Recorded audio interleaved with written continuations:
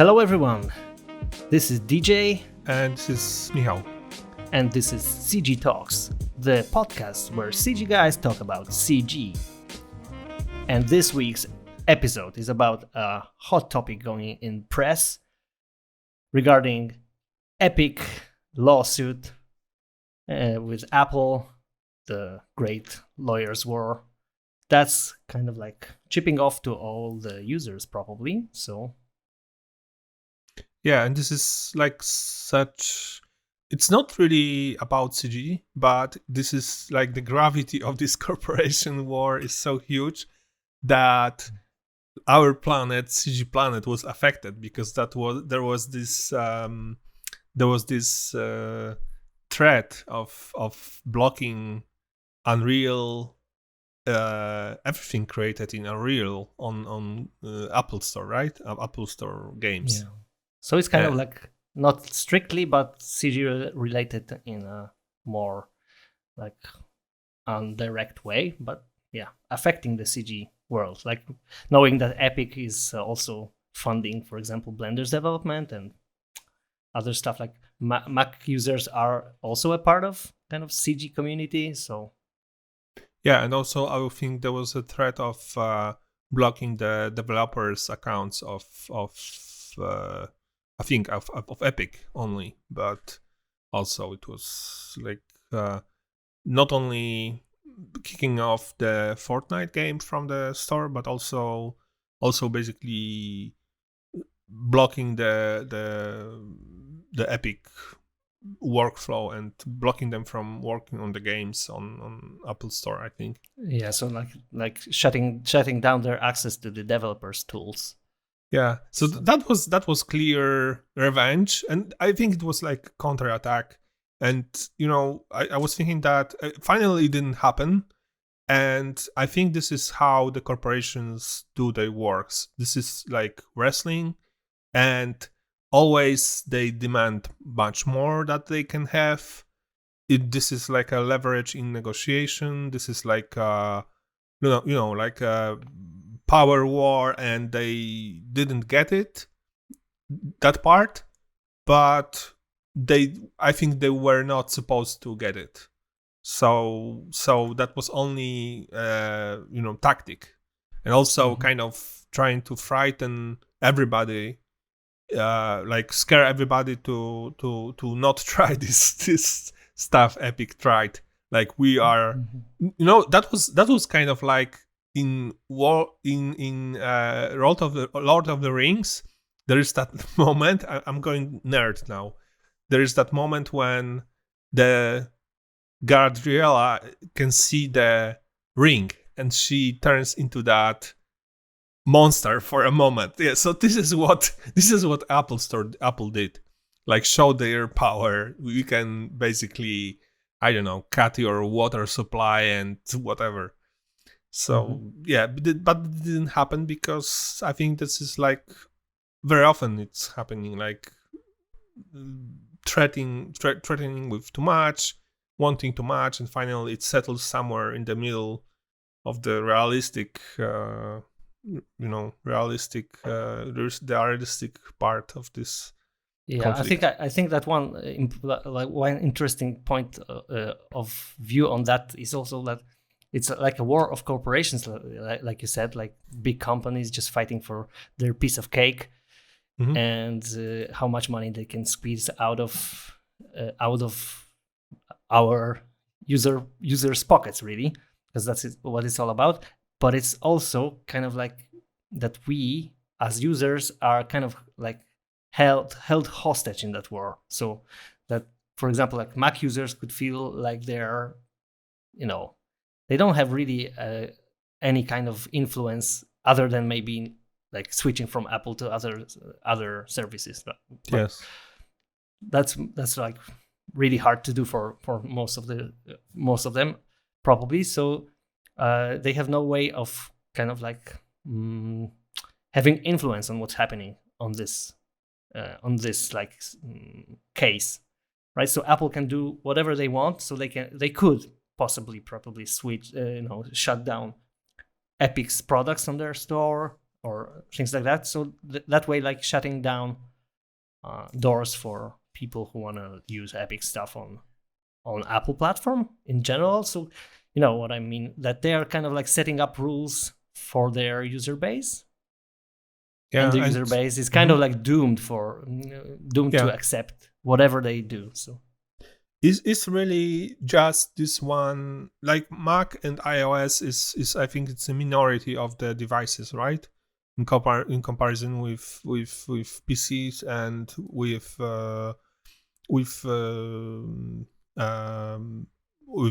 Android devices. Actually, I think that on the other hand, these are paying customers. These are guys who it's more expensive and people are ready to spend money to pay.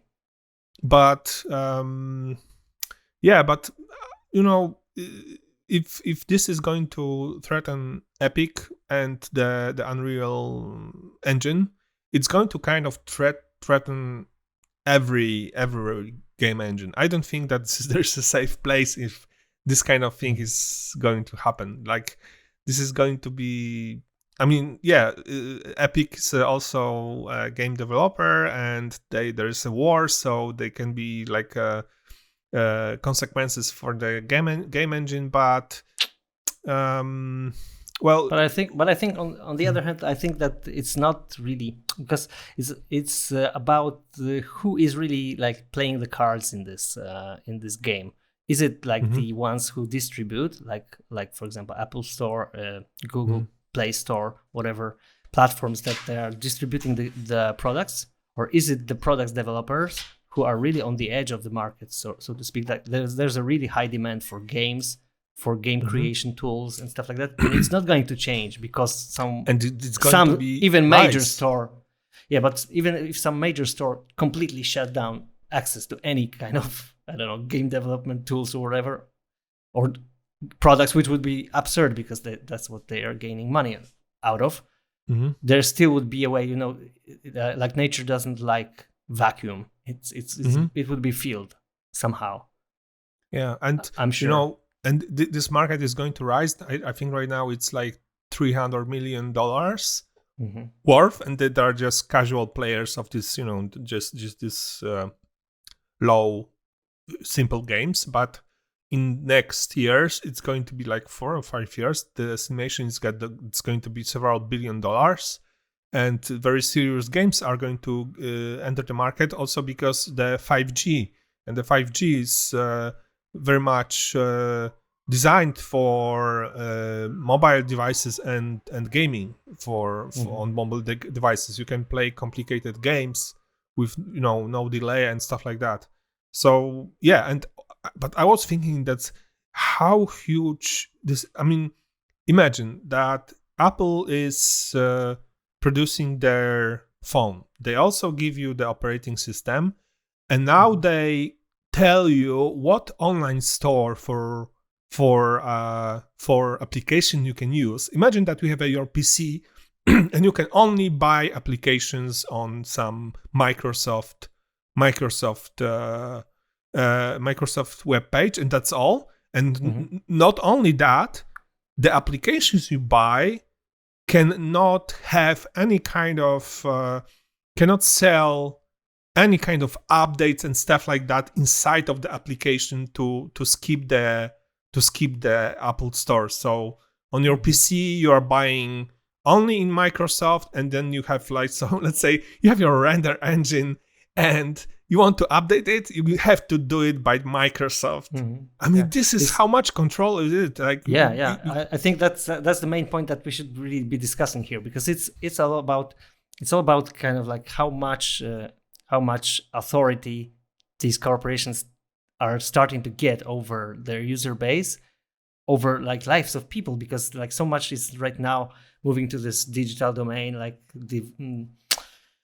so like computer life is starting to be the very important chunk of your life in general. So like your work, your entertainment, your information access, like a lot of stuff is going on through this PC device, right? So someone who is trying to control this, like it's all sold in this whole package of convenience, right? And I've watched a nice video. It's, of course, it's controversial as all the things that these hardcore evangelists of the open source movements are doing, but that was by Richard Stallman, and it was about Ubuntu. He was like kind of criticizing Ubuntu for being sort of a spyware, as it's sponsored by Canonical, and Canonical is gaining some data from Ubuntu users, and it's all sold in this package of convenience, that it's all convenient for you. It's all like kind of catered to your needs and stuff like that, but they are benefiting in having kind of like a data return from the users, and it's kind of like the same, like trying to get a grip on the user base somehow, and trying to set up the rules for them. So it's kind of, in my opinion, it's a little bit trying to get into the area where usually the states were involved, like setting up rules for the play, right? So they're kind of like selling you the whole environment that you work in. It's convenient for you, but you're kind of like trading off your freedom for that. Yeah, very old deal. But yes, but where is the boundary? Because what if, let's say, some like Apple or I don't know, let's say it happens with the Android, will force you to buy, let's say, in general, stuff online in their store. Like let's say there's Amazon, there are some other like eBay, stuff like that. There are some online stores. What if they will say, well, you can buy also other stuff? I mean, can you buy a computer game on Amazon on iPod and install it on iPod? I guess you can only buy something to install on a computer. So it's and also. Yeah, I think generally Apple tends to this idea of creating the whole environment for their users. So like, so like trying to cater to every possible need, right? So like do the whole environment like a closed environment for, and I'm really thinking that it's a double-edged sword, because people get this whole stability stuff, and everything's checked, and generally speaking, this convenient, but then you get kind of like used to that, and you're kind of limited as well. You're limited. You're just, and that's, I think that might get us to another idea that's a little bit connected to that, like the whole subscription model in the market. That's going that direction, that you kind of like are tied to the software developer. You don't buy property, the ownership. You buy just the service and the license to use. Right to use this stuff.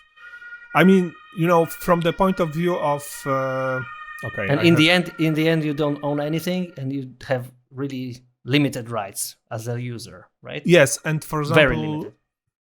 For example, in France recently, there's some platform similar to Steam. I don't remember its name, and the French court allowed players to sell back their games to other people as a secondary market. So you can actually not even sell your box game. You can, if you have this virtual game on your account, you can sell it to somebody on a free market, and the developers cannot, owners of this platform cannot block it. And I think that problem was before with software in general. So in European Union in general, there is that tendency to allow the secondary market and free trade. So this is like against the law. No matter what are your rules, there is a law that general that people can trade, and somebody can actually sell his license to somebody else to use it, because this is free markets thing. So yeah, so that happened, and so that's the, so in a way you are the owner of this license.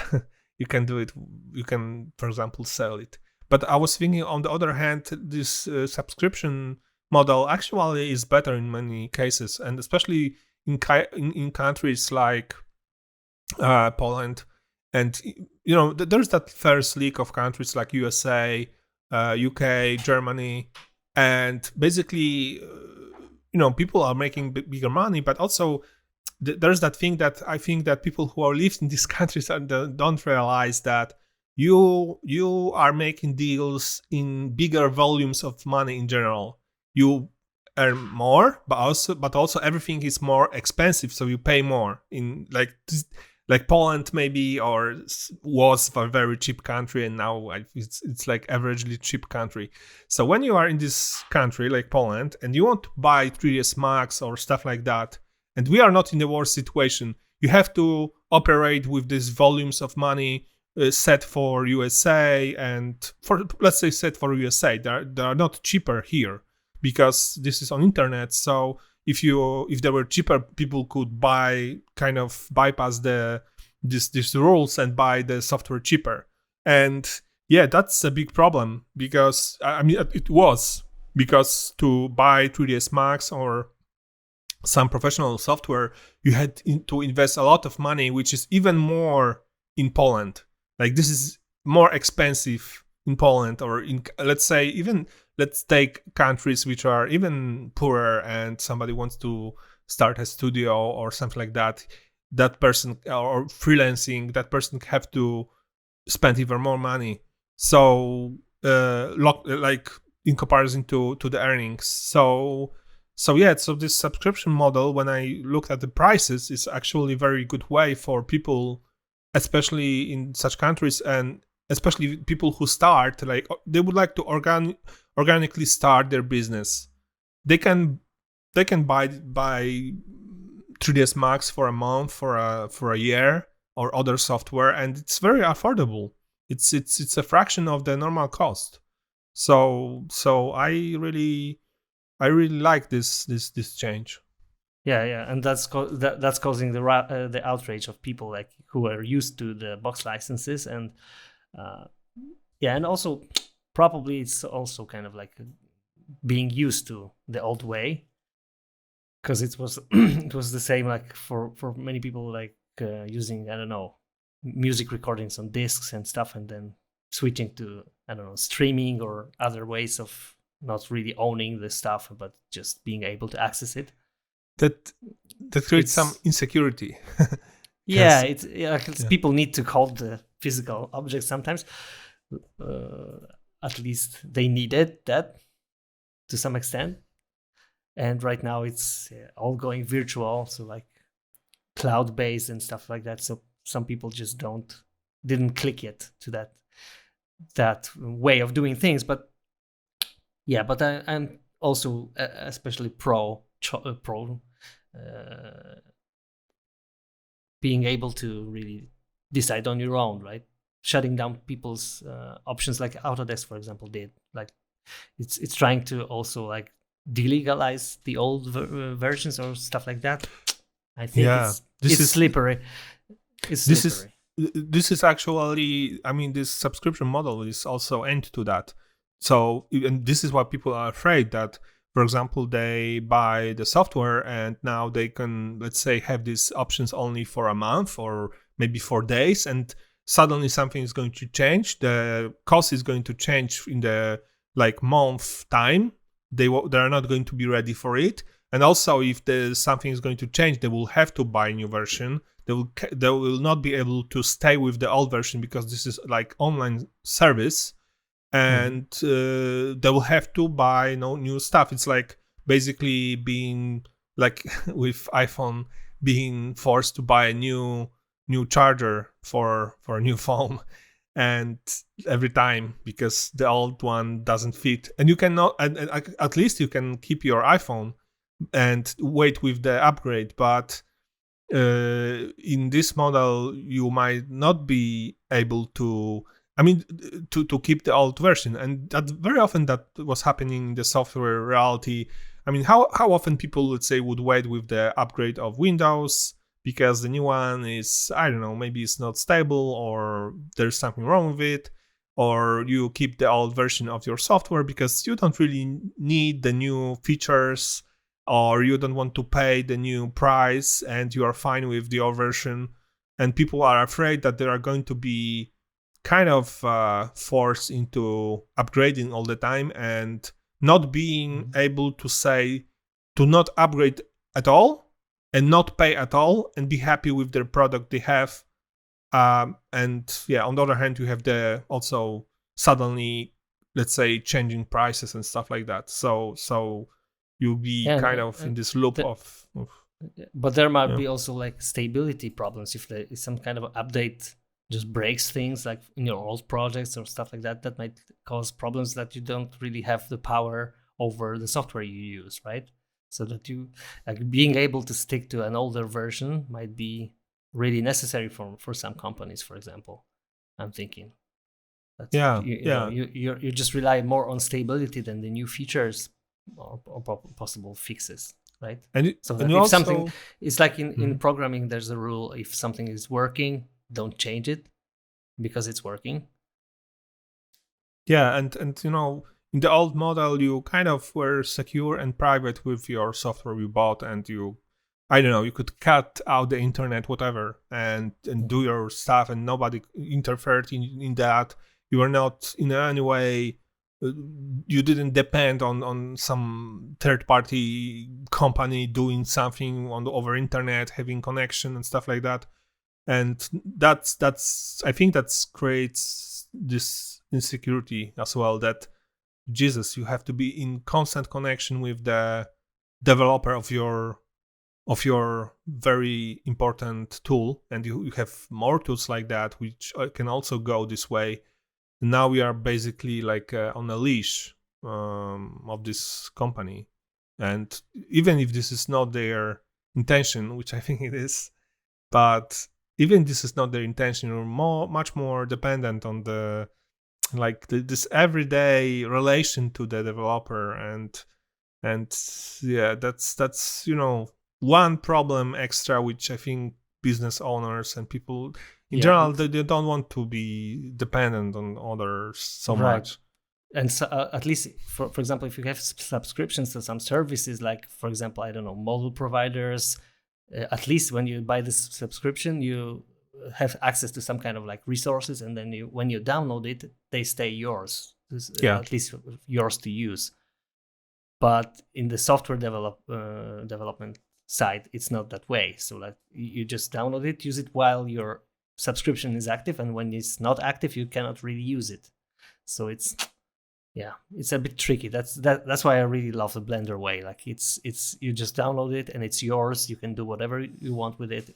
If you are into coding, you can even fork it, make your own version, whatever with it. So it gives you a really like a freedom of using your tool that is really yours. And you can, even if you want, you can download the older version. If someone is really in love with Blender internal from, I don't know, 2.49, you can still download it. You can use it. It's there, free. It's a huge advantage, really. I was thinking, for example, if you're just doomed to some I don't know, old crappy laptop and it doesn't run the newest versions because of technical dependencies, you can still use an older version that will run on that equipment. Yeah, that was the idea, and I mean that was normal. People didn't even think that this is like a option. Like that was normal, like buying a car.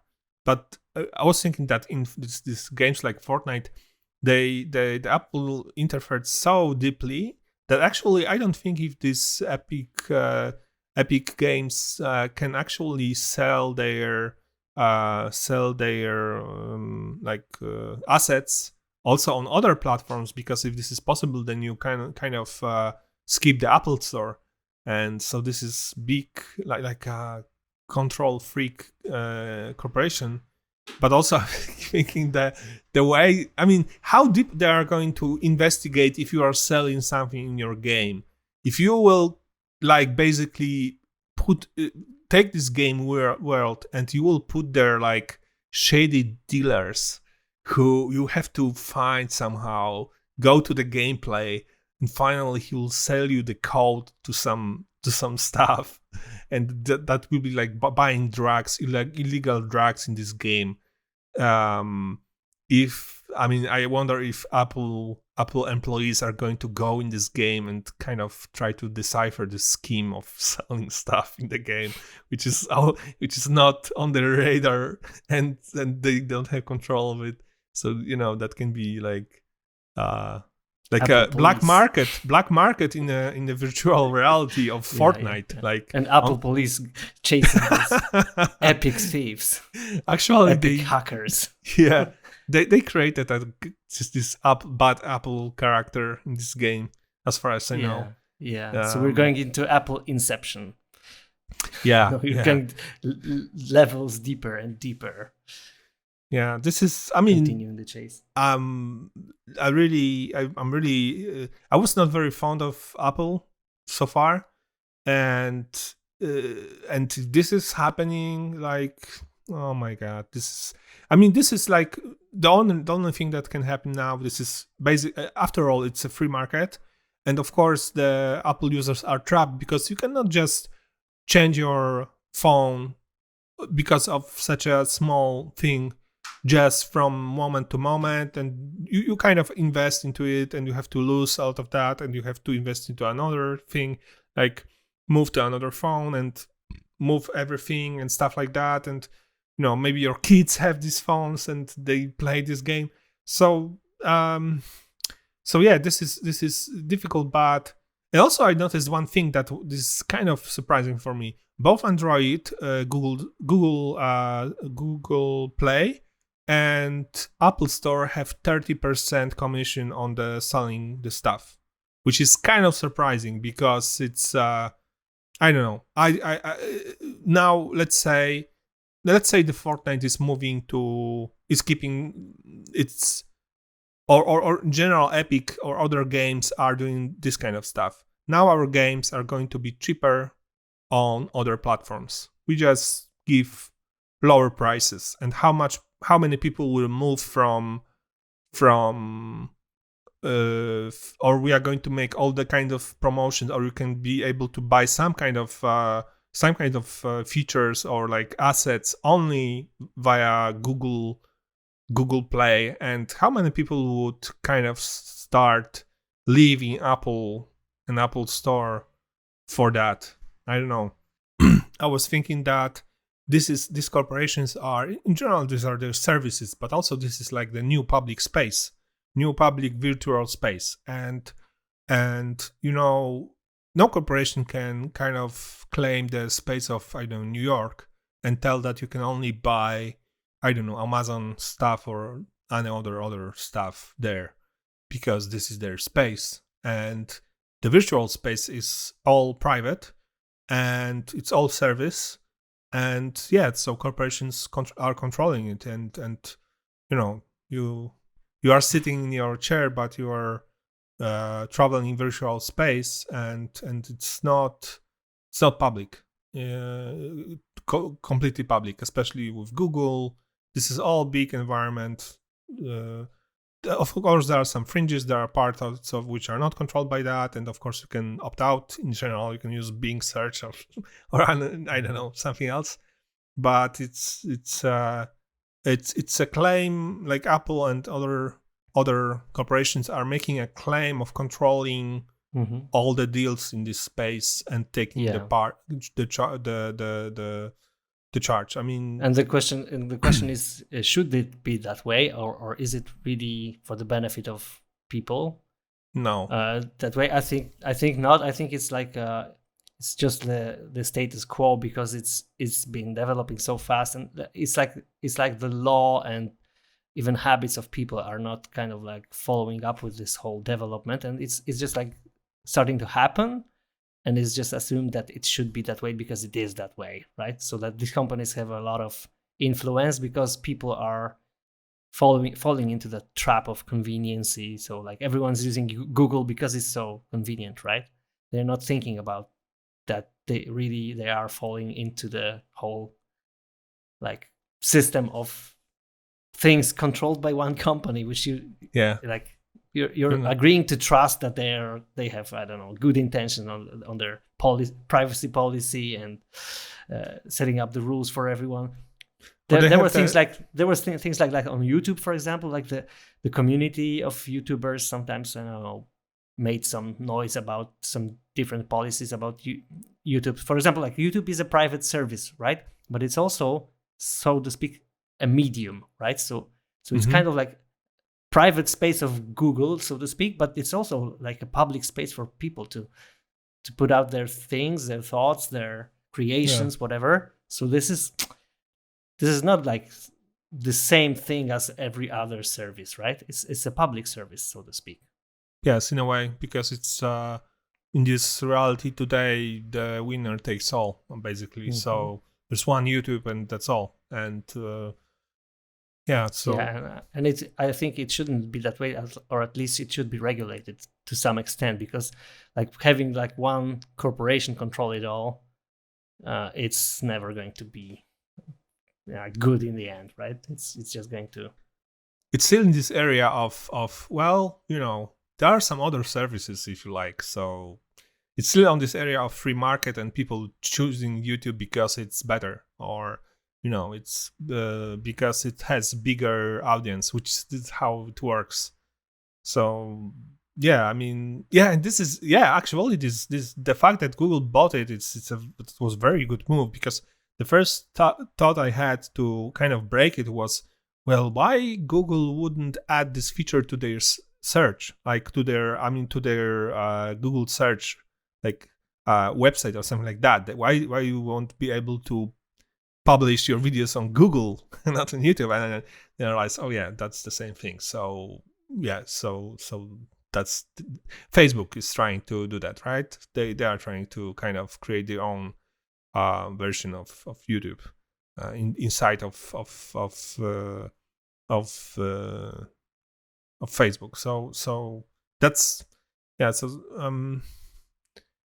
this is I mean, I was thinking about, like, let's say I buy Windows and I pay for the Windows to work, and there are some updates, but I pay it to work, and that's all. I mean, I'm not paying for every application I use on Windows. I'm not buying. So why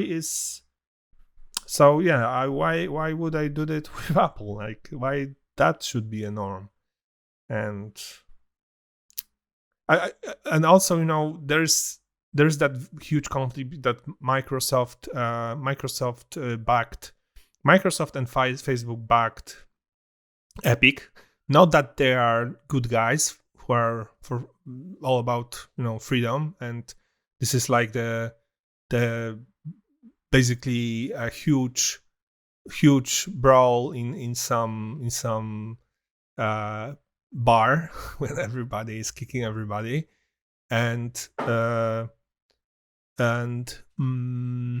think these corporations and the owners and the CEOs and all these people who plan this, I think they can see a lot more of future than we do. I think they can see, because there's that this moment when you stop, you can only expand to the version of today to bigger sizes in future, but there's a point when this all collapses and you have a new reality, new quality.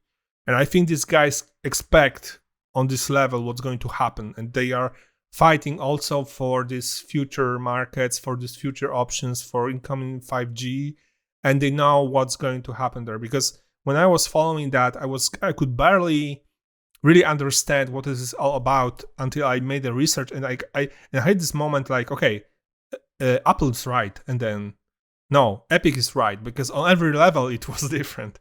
So I think these guys these are such huge tectonic movements in technology and business, which also is not really there's additional problem with understanding that this is like cutting edge technology, and this is going to there's that event horizon that you don't understand anything behind it. That it's really hard to get it what they are fighting for example, in this particular moment, and who's right, and what's our best interest in this conflict. And there's no good guys there. Even Steam, which you can think that it is like good guy because they have this community and they supported indie developers, and they also have already some kind of monopolistic ideas. So it's not like it's fine that there are these freedom videos, but yeah, kids are going to love it. I don't think that kids who are playing Fortnite really get what's going on. Mm-hmm. Yeah, I think that there's a really huge space for stuff like free software for there, because it's kind of like it's a different paradigm of thinking about providing solutions for people. Like it's always been that way. Like there's the market of things that people produce to earn money and just produce that stuff, sell this, and gain profit of that. So this is like a business side of things. And there's also always been like socially active organizations like NGOs that have money involved as well, but some of them at least are really doing stuff for some other reasons, like really solving some problems of the world. Or I'm not speaking about some cases where it's used for not the right purposes, but there are really legit organizations that are working for like non-profit ways, just like with a mission of accomplishing something. It's just like the Blender Foundation does, right? Really, it's been at the start like Blender was a commercial product, and then when it kind of like failed on the market, the investors moved out, and then one of the developers just thought that it's such a great tool, it's a pity to just leave it like that, and then the community bought it out, right?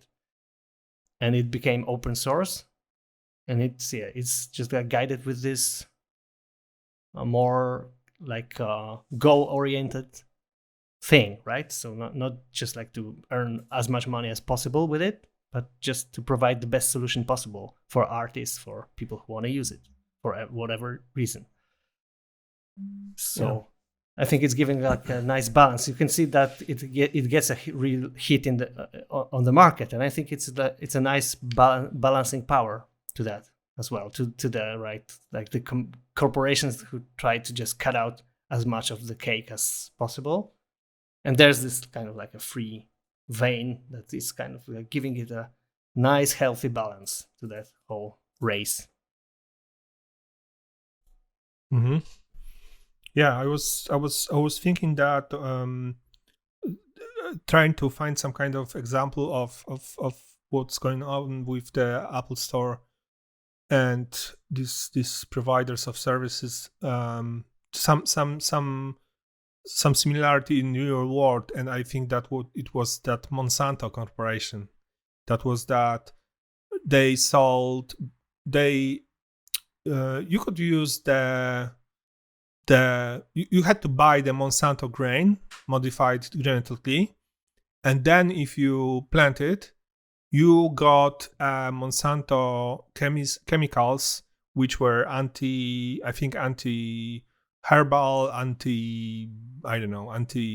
pesticides and stuff like that, and you could use these chemicals only if you use Monsanto grain, which was kind of designed to work together. But also it was like very quickly, that was not only about buying a product. It was about Monsanto having such a huge power in this relationship that they started to basically use it as a leverage to push all other like demands on the farmers. And it was very difficult for farmers to opt out from that. And basically you could say that such a corporation could say, okay, now we are going to control the market of grain. you can only sell this grain to us because this is the rules of our service, of our sales tactics, strategies. And now you can only sell grain to us. And this is how I have a friend who's a very libertarian guy, very libertarian guy, and he says that free market is going to solve everything.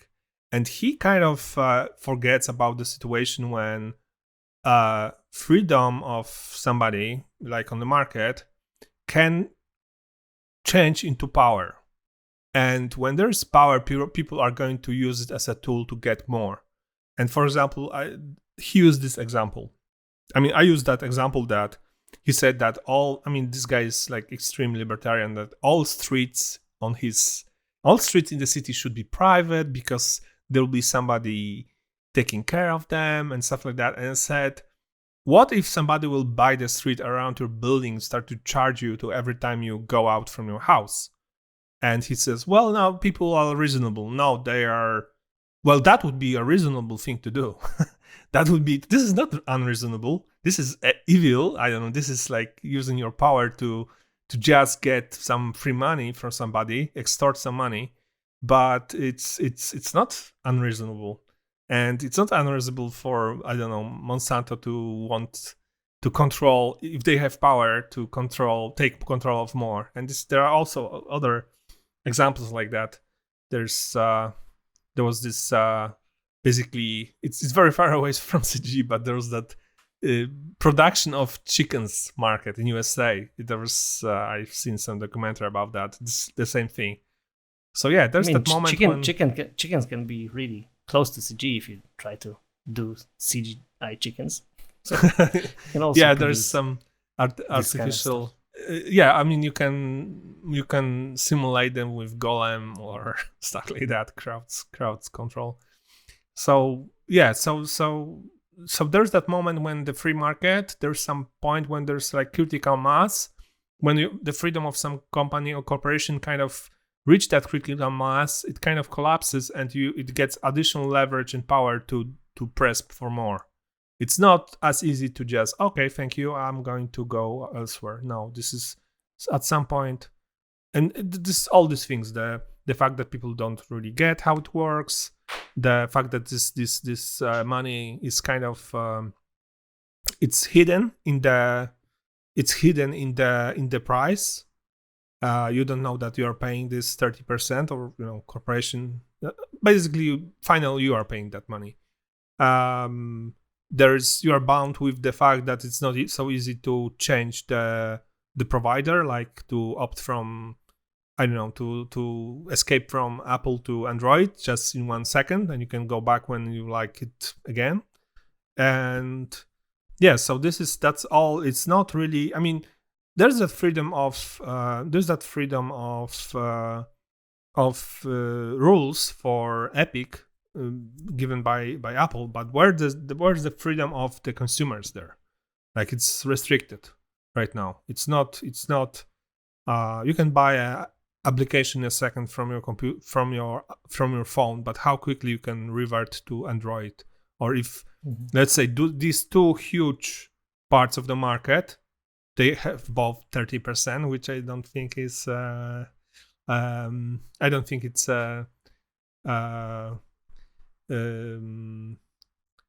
random. I think it's set that way. And if Android can do something like that as well, because that was that conflict with Google as well. There was not lawsuit for that, but there was that conflict as well.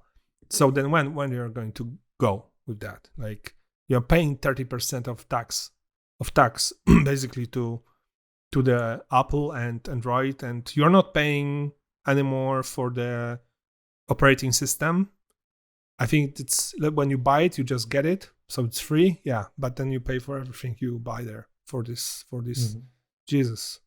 There, you really missed the open source alternative there out there somehow, because like on the desktop at least you have the.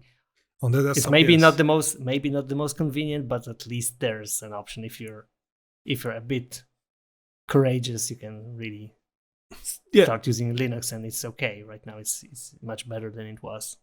This some is years like ago. safety whistle, like safety channel. Exactly. I mean, if things really go bad, you can at least have that. And people who use phones also are not very, everybody has a phone, everybody has a computer, but especially in phones, people are much more likely to kind of play around with their environment in computers. Not all of them, like only part of them, but in phones, my grandma is not going to.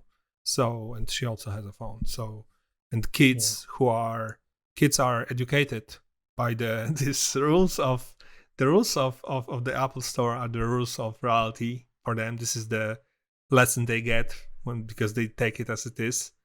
And they may even not know that there can be another way. Yeah. So I guess it's going to be interesting to watch how the things develop and who's going to be the chicken in that conflict, right? Who's going to back down and who's going to win?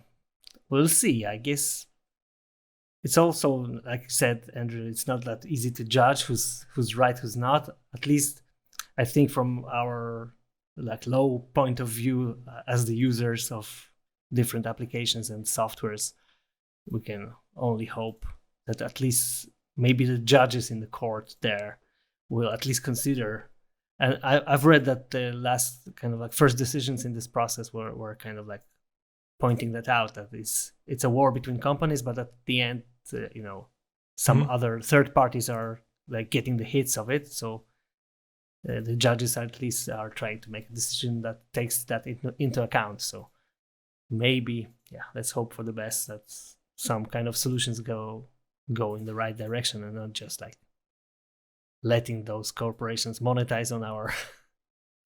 As long as they meet a court which is strong enough to oppose them, like in USA, for example, I hope, because or in some countries, because there are countries out there which that's not so clear that it's a fair verdict every time. All right, I guess we've come to a nice conclusion here. So let us know, guys, what do you think about this conflict, this whole event? I'm sure you have your own point of views, completely not touched here. So I'm also very curious what you think about this. We'd like to hear your voice as well, and maybe we'll be able to answer that in the next episode as well. If you have some nice, strong opinions of yours, it's always good to have the options to speak out and share your thoughts, because that's what's maybe threatened here, our freedom. At least we have a freedom to speak what we think still. So whether you think that Apple computers are great and you're an Apple user, or you're using whatever, you're a Linux nerd, whatever you're using, you can always use GarageFarm anyway. I mean, we are not yet dictating any rules, so it's all about choice. And I think so we're the good guys here. Yeah exactly, at least yet. Right, guys. So see you around. This has been a nice one. Have a great day, guys. Have a great day. Bye. Bye.